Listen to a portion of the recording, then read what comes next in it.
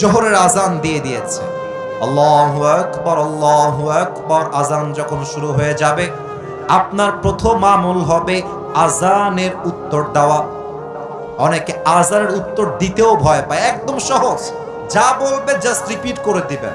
যদি আপনি আজানের উত্তর দেন প্রত্যেক ওয়াক্তে, আল্লাহর হাবিব বলেছেন আজানের উত্তর যেই বান্দা দেয়, আমি আল্লাহর হাবিব তাকে জান্নাতে যাওয়ার জন্য আল্লাহর কাছে সুপারিশ করব। সুবহানাল্লাহ পড়েন। আচ্ছা, এরপরে জোহরের পূর্বে সুন্নত কয় রাকাত বলেন তো সবাই? আপনার ভয় পাচ্ছেন কিসের জন্য? কতি হবে? কয় রাকাত?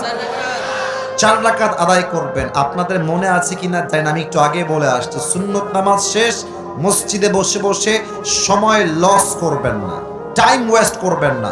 কোরআনটা খুলে ইকামত দেওয়া পর্যন্ত কোরআনটা তেলাওয়াত করবেন। আবার যখন নামাজ শুরু হয়ে যাবে জোহরের নামাজ পড়বেন, সালাম ফিরাবেন। প্রথম আমল কি? কুরসি পড়বেন না? কথা কচ্ছেন না আপনারা গো। কি কুরসি পড়বেন বলেন সবাই? আয়াতুল কুরসি পড়বেন। বাস 2 রাকাত সুন্নত পড়বেন, বাসায় ফিরে আসবেন।